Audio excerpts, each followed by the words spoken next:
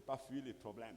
Vous voulez gagner l'argent, repérez un problème à résoudre, allez le résoudre et vous gagnez de l'argent. En réalité, l'argent même, vous voulez le mettre de côté. Quand vous aurez fini de résoudre les problèmes, l'argent va fuir. Vous n'aurez même pas de problème, il va venir seul. Vous avez vu quand on crée une belle solution pour tous les enfants qui sont dans l'IA, vous créez une belle solution. Au bout de 10 mois, ça marche bien. On vous trouve à la maison avec 3 milliards de dollars et on dit on veut racheter votre truc parce que vous avez résolu un problème. D'accord? Donc, résolvez les problèmes et l'argent viendra. Notre objectif, c'est de résoudre les problèmes et c'est un challenge. Si au terme de la résolution de ce problème, nous avons gagné l'argent, c'est une bonne chose. Si Dove finit par créer 5 000 emplois et que les 5 000 emplois produisent 1 000 francs à Dove tous les mois, peut-être Dove gagnera 5 milliards par mois, mais Dove aura redistribué aussi pendant qu'il gagne 5 milliards par mois, 60 milliards. Est-ce que ce sera mauvais si Dove gagne 5 milliards par mois parce qu'il a résolu le problème des 5 000 personnes? Je pense que non. Résolvez les problèmes des gens et n'ayez pas honte de ce que vous gagnez. Vous méritez ce que vous avez gagné. Dans un passage biblique, Dieu dit que c'est vous qui devez être à côté de lui.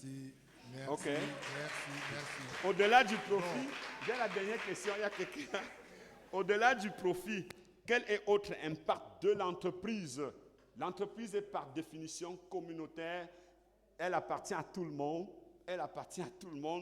Et l'impact est communautaire. Donc, acceptez que votre entreprise soit une entreprise communautaire. Vous êtes un don de Dieu. Il a mis entre vos mains des dons. Peut-être c'est le don de créer l'entreprise. Acceptez de jouer votre rôle. L'entreprise n'est pas à vous. Elle est d'ailleurs faite pour durer au Cameroun minimalement 99 ans. Pourtant, votre espérance de vie, c'est de 50 ans. Donc, elle doit vivre 2 fois plus que vous. Acceptez ça. Vivez comme Dieu a prévu que vous vivez et vous serez heureux. Merci. Merci beaucoup. Bon. Je vais lancer la... On va prendre 3 dernières questions. Pas plus. Hein? Non, vous devez vous en prendre pas au modérateur. On doit s'en prendre aux organisateurs. Si on avait commencé à 11h, on aurait eu beaucoup plus de temps. Mais je voudrais dire au PDG de Dove que la chance qu'il a, c'est que dans cette salle, il n'y ait pas un représentant du ministère du Travail et de la Sécurité sociale. Ah, il est là? Ah bon, je ne sais pas s'il a quelque chose à dire, parce que la théorie du travail, d'abord, je ne sais pas si le ministère du Travail, et puis, s'il y avait quelqu'un du ministère du Commerce ou de l'Industrie qui accepterait très facilement la théorie des contrefaçons comme chemin pour atteindre la richesse, ça aussi c'est questionnable. Et le représentant de l'archevêque, quand le PDG dit que Dieu n'a... moi je vais, puisque j'ai noté cette phrase, quand il dit Dieu n'a pas prévu qu'une seule chose soit bonne dans l'absolu, ça veut dire qu'on doit pouvoir accepter qu'il y a le bien, il y a le mal, qu'il y a le manichéisme, voilà. Donc, et là, il utilise donc des mots très forts pour contester avec la dernière énergie ce que le PDG dit. Bon, j'espère qu'on ne va pas entrer dans un débat théologique sans fin, mais avant de prendre donc quelqu'un a déjà même le micro là-bas. Je vais donner d'abord la parole au représentant de l'archevêque, mon père. Vous avez quelque chose à dire?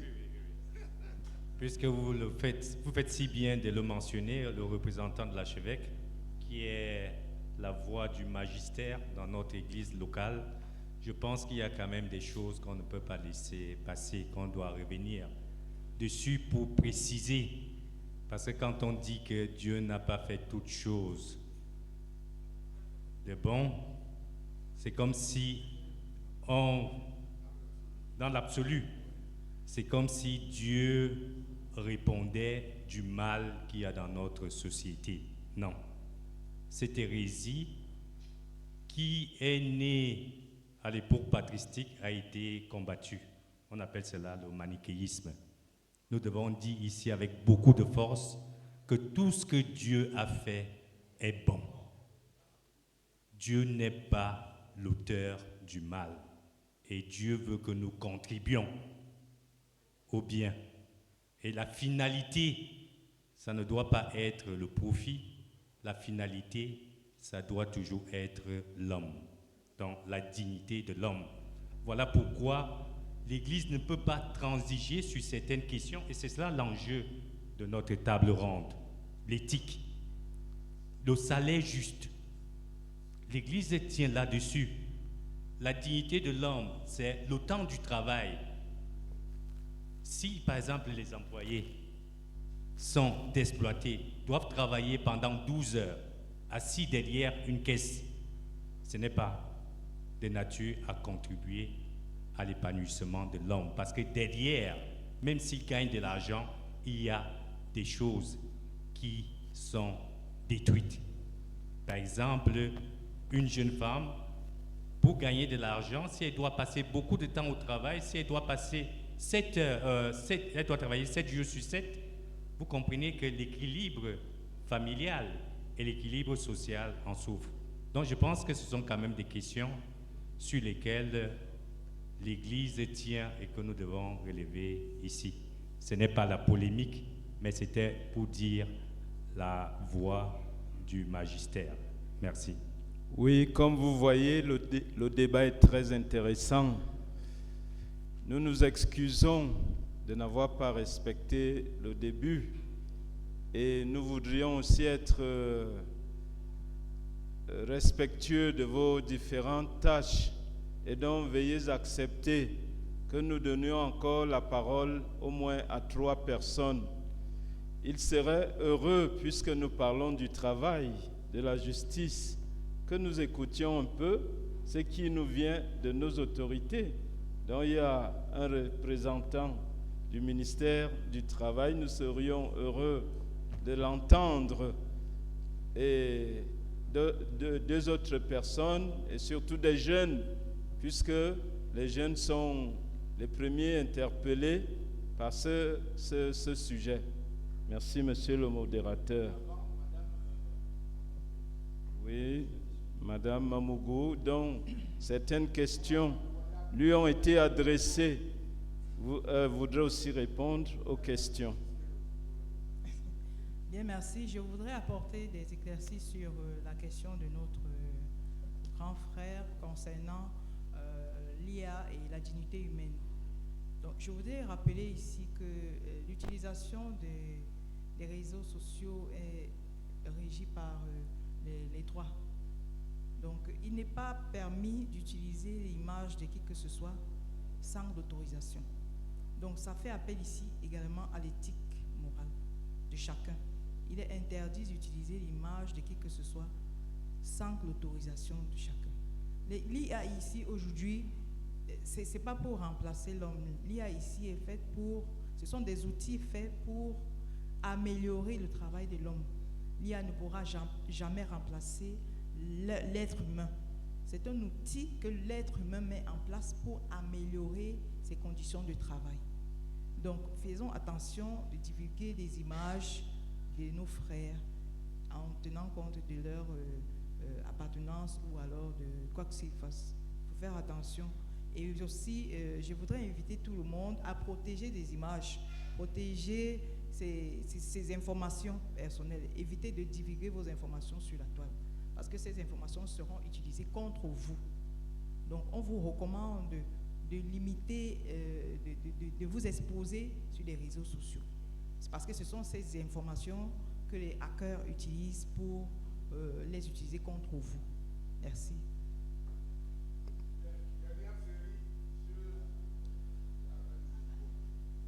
Merci, monsieur. Merci à tous les panélistes. C'était un débat, vraiment une conférence vraiment, qui m'a vraiment édifié. Et je pense que c'est vrai que la conférence n'est pas terminée, mais vraiment j'ai trouvé une bonne partie des réponses à des questions que je posais. Donc, ma question, moi je me prénomme monsieur Eric, mais mon prénom c'est Eric, mon nom c'est Ndé, comme département du Ndé, et mon nom de famille c'est Ndé, et mon nom même c'est Fou. Alors, je suis enseignant à l'EQUES, et puis je suis pasteur, je suis aussi homme d'affaires. Alors, ma question, j'ai 2 questions. La première question est la suivante. j'aimerais savoir, vous avez même, monsieur le PDG de DOF Cameroun, vous avez dit que les deux outils que vous utilisez beaucoup plus pour pouvoir vaincre le mensonge, avoir une parole de sagesse, avoir une parole un peu certaine, c'était la Bible et peut-être le mentorat. Mais j'aimerais savoir quelles autres astuces vous utilisez, parce que moi-même je me trouve souvent un peu face à ce genre de difficultés.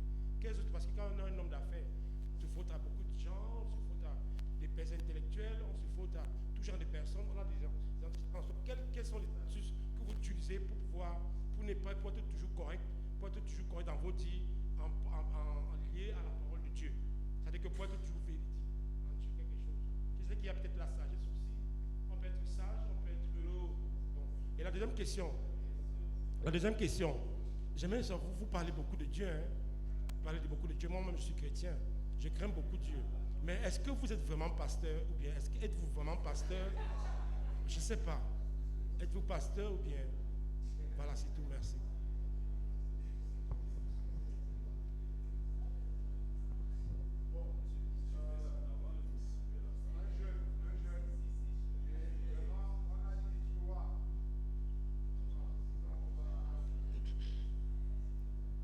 Bonjour, je m'appelle Kamdem Fritz, je suis un simple répétiteur. Ma question s'adresse au représentant de l'archevêque. Vous avez bien fait de rappeler tout à l'heure le manichéisme, mais la question fondamentale que j'ai, c'est parce que le PDG du groupe DOF, il a dit quelque chose qui m'intéressait, qu'il y a un passage de la Bible qui dit « Heureux », et excusez-moi si je paraphrase, « Heureux le royaume des pauvres, heureux soient les pauvres, car le royaume des cieux leur a... » Non, vous avez dit en esprit, monsieur? Ok, parce que je voulais comprendre de quelle pauvreté on parlait ici. C'était la pauvreté matérielle ou la pauvreté en esprit? Parce que vous avez répondu à tout, sauf à ce passage-là. Moi, j'ai bien vu, il a illustré la richesse. Il a parlé des tours qu'il a fait à la chapelle Sixtine en payant. Mais vous avez fait abstraction de ça. Parce que j'ai comme impression que vous ne voulez pas nous montrer la face riche de l'Église. Vous nous montrez seulement la face où il n'y a rien.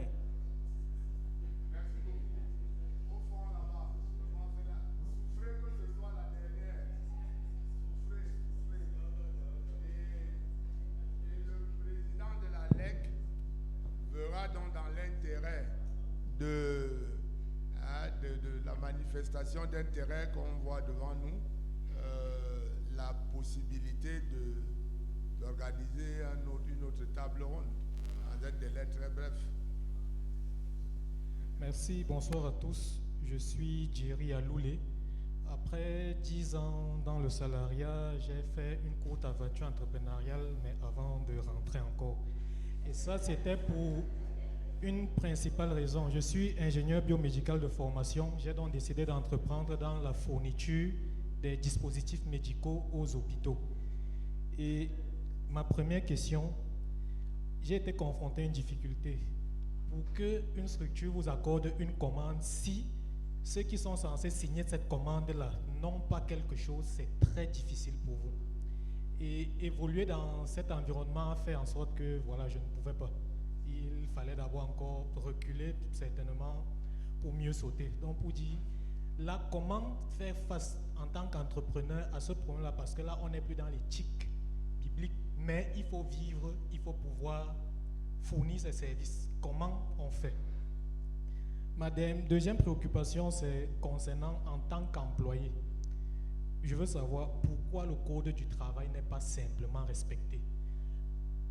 Niveau master, 10 ans d'une entreprise, vous voyez votre bulletin de paie, agent de maîtrise, peut-être catégorie 5E qui correspond soit au probatoire ou au bac. Je me demande pourquoi le code du travail n'est pas simplement respecté. Est-ce ce code du travail-là est injuste avec l'entrepreneur ou c'est l'entrepreneur qui est injuste envers l'employé? Ça, ce sont mes deux préoccupations. Merci.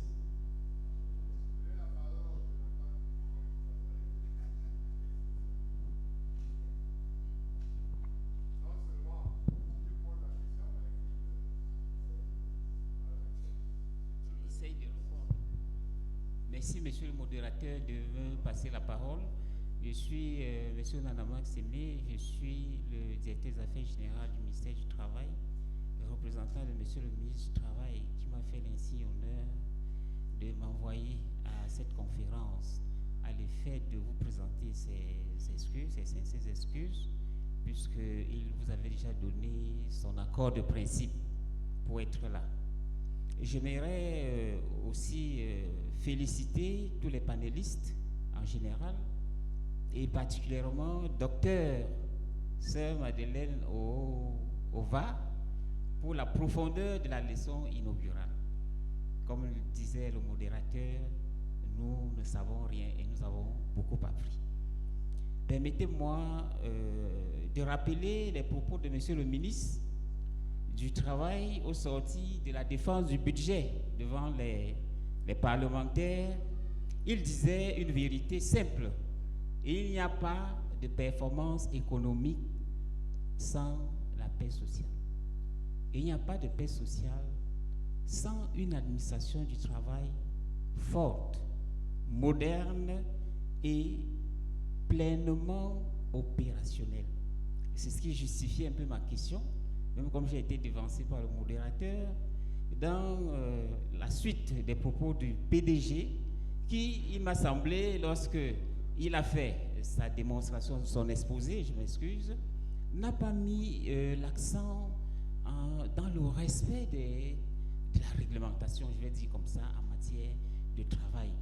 Donc, ma question était tout à fait normale que je la pose pour dire, au regard des propos de M. le ministre du Travail devant les médias au sorti donc de la défense du budget, qui nous invite à travailler pour que l'administration du travail soit forte et pleinement opérationnelle, je ne pouvais ne pas poser ma question, qui en réalité est une invite au PDG de DOV à se conformer au strict respect de la réglementation en matière de travail.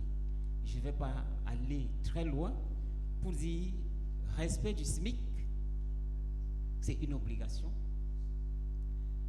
mais également respect des conditions de travail. Madame docteur Madeleine Ova a insisté sur les principes systématiques à respecter, notamment la dignité humaine. La dignité humaine est importante. Lorsque l'on travaille pour vous, il est important de savoir que vous avez des êtres humains. C'est vrai, nous le déplorons parce qu'on constate que plusieurs employeurs, surtout, entre guillemets, noirs, préfèrent, au lieu de la conciliation à l'amiable, puisque c'est l'une des missions du ministère du Travail, lorsqu'il y a un différend de travail entre l'employeur et le travailleur, ils préfèrent que de régler les droits du travailleur, aller devant les juridictions.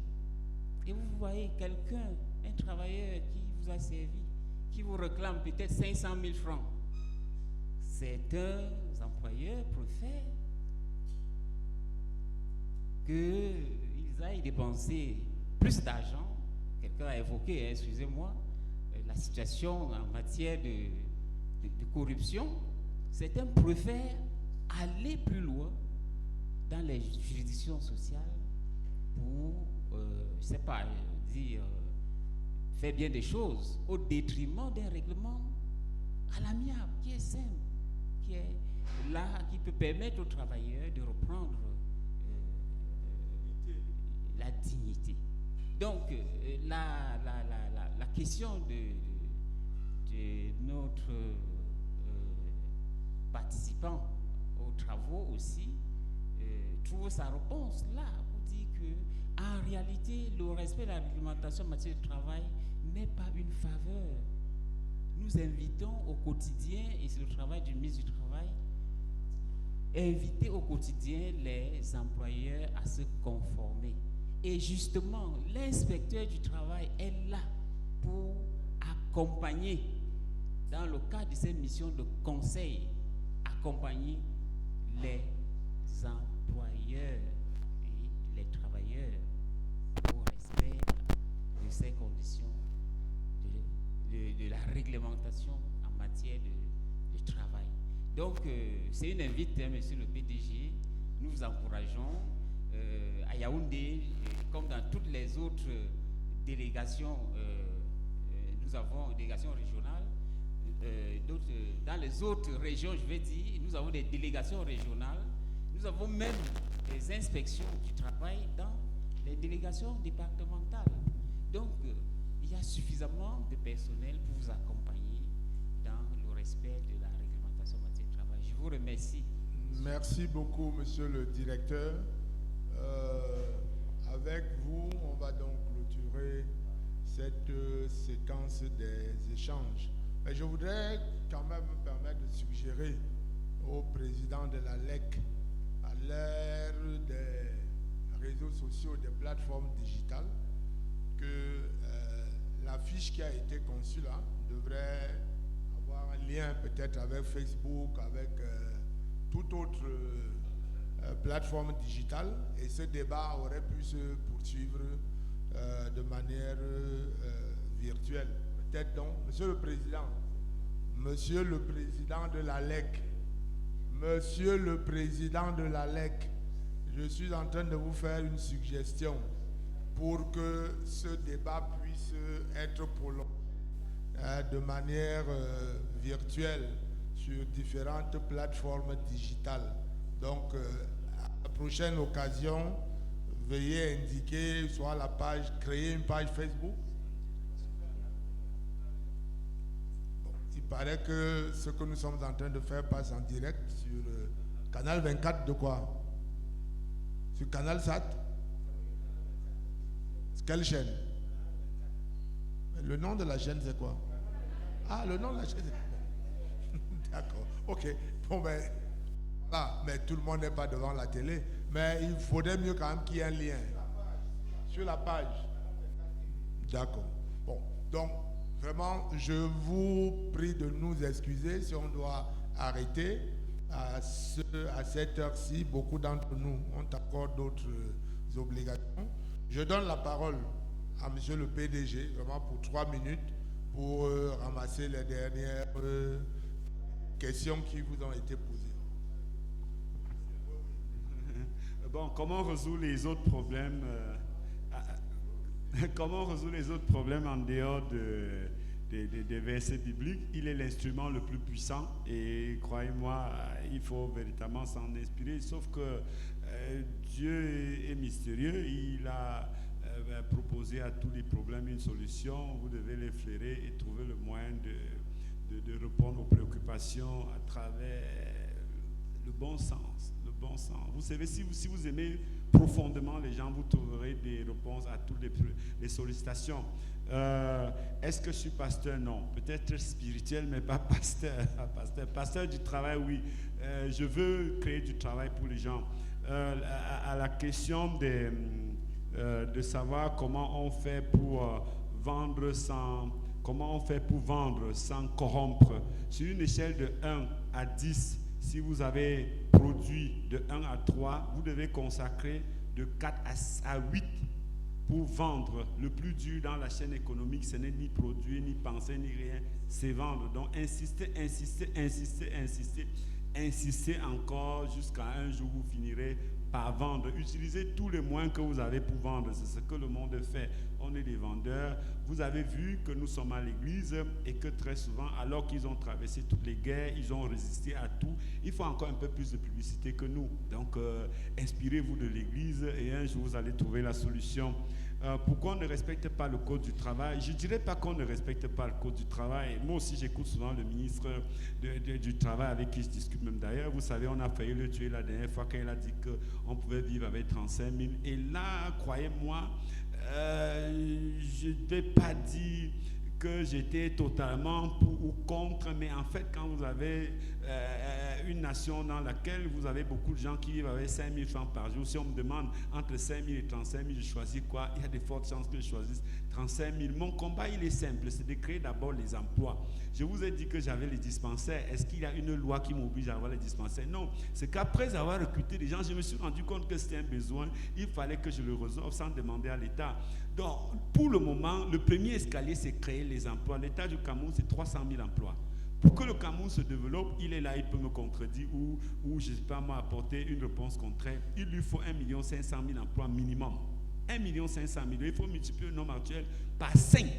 Qu'est-ce qu'on fait? On s'occupe d'abord de la condition de ceux qui sont là, ou bien on crée, et après on passe à la deuxième étape. Moi, je suis pour qu'on crée d'abord. Il faut que tout le monde travaille. Je suis contre la pauvreté. Et la pauvreté commence par sortir de chez soi. Vous m'avez vu dans une émission de télé dans laquelle je défendais qu'il vaut mieux travailler pour rien que de rester à la maison.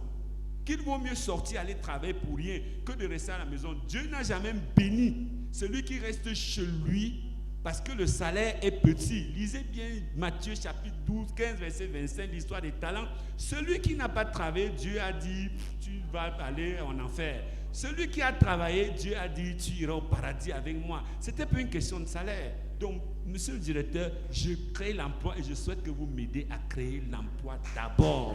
Et le reste, on fera. Parce que c'est ma mission. Bon, la régulation, il a posé des questions sur la régulation. Oui, puisque je suis un acteur, j'ai choisi, c'est ma croix, c'est de créer des emplois. Donc, je suis ouvert à toute forme de débat qui va dans le sens de développer le Cameroun à travers l'emploi. Le temps qu'on n'atteint pas 1 500 000 emplois, on aura des difficultés. Il faut qu'on les atteigne. Merci. Merci infiniment, monsieur le président, directeur général. Tu mangeras à la sueur de ton front.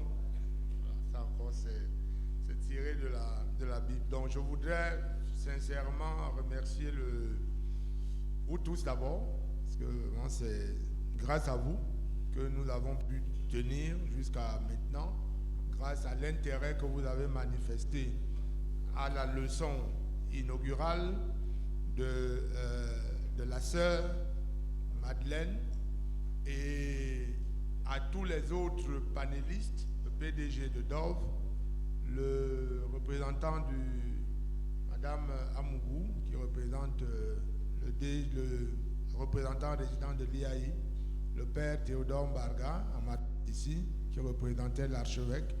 Je crois que l'objectif n'était pas de vider ce débat. Je l'ai dit au début, il s'agit d'allumer des clignotants.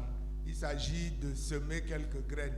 Et on espère que après à la sortie d'ici, ces graines vont continuer à être arrosées. Le jeune entrepreneur qui s'est essayé, qui est rapidement rentré, il faut persévérer. Il faut persévérer.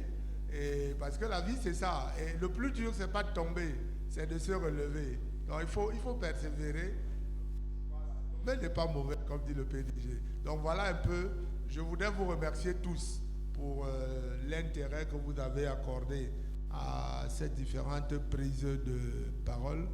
Merci et on espère qu'on aura une autre occasion pour se retrouver. Je vous remercie.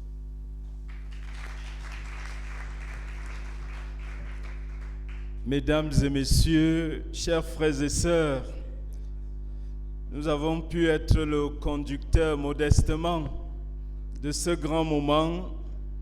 Nous avons été invités par l'Association des leaders et entrepreneurs chrétiens du Cameroun pour réfléchir sur ce thème ô combien important.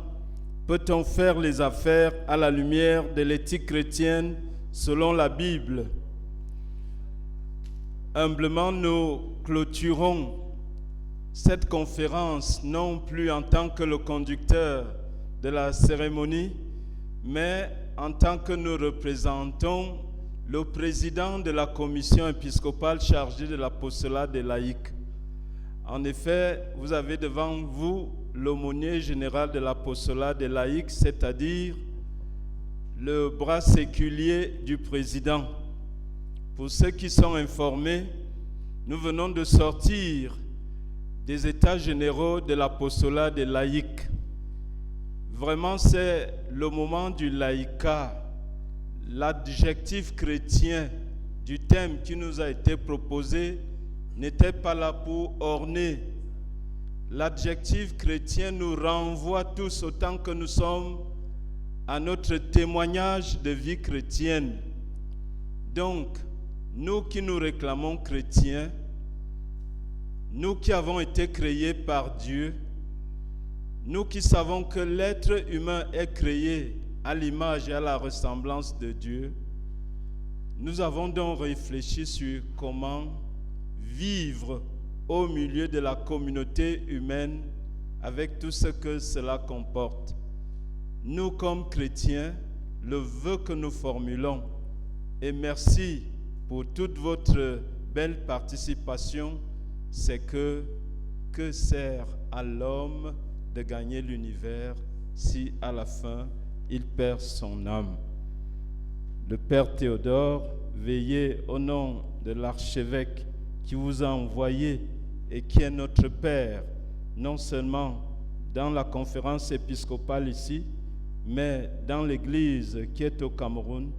Veillez en son nom, impartir la bénédiction de Dieu sur le peuple chrétien ici, pour que ceux qui ont écouté ce qu'on a dit et qui feront leur devoir en pensant que l'homme est créé à l'image de Dieu, chaque fois qu'ils auront à prendre une décision ou alors qu'ils auront une personne devant eux, quand ils sauront que c'est le Christ, qu'ils servent à travers cette réponse, alors que cette bénédiction que le Père va nous donner fructifie dans vos vies et dans votre lieu de travail.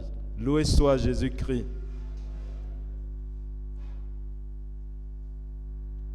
Notre secours est dans le nom du Seigneur,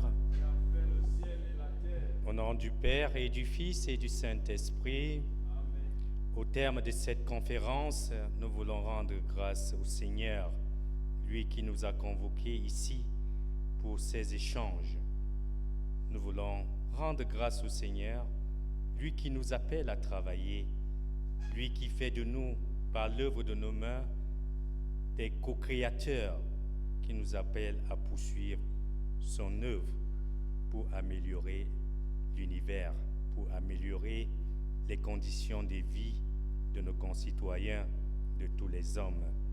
Nous demandons également au Seigneur de fructifier ces échanges, de fructifier notre travail pour que nous ayons la sagesse d'utiliser les talents, d'utiliser les biens qu'il nous donne. Le Seigneur soit avec vous. Que par l'intercession maternelle de la Vierge Marie, notre Mère, que par l'intercession de Saint Joseph, son époux, que par l'intercession de tous les saints et la protection des saints archanges, Gabriel, Raphaël, Michel, que Dieu éternel et tout-puissant vous bénisse, le Père, le Fils et le Saint-Esprit.